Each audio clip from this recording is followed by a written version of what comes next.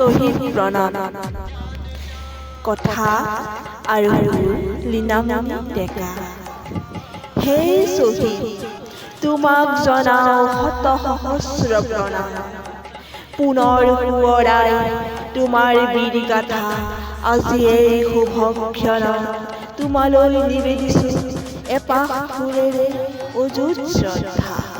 হে বীৰ, পুনৰ জনম লোৱা আমাৰ ধৰাত, আকৌ উঠোৱা অস্ত্ৰ বধ কৰা মিত্ৰৰূপী শত্ৰুক নিকা কৰা পুনৰ ৰসমখন।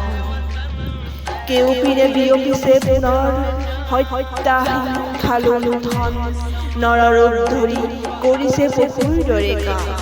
হে শ্বহীদ, আকৌ আহা জনম লোৱা এই ধৰাত, সংহাৰ কৰা দুষ্টক স্বাধীন কৰা পুনৰ আমাৰ এই অসমখনক।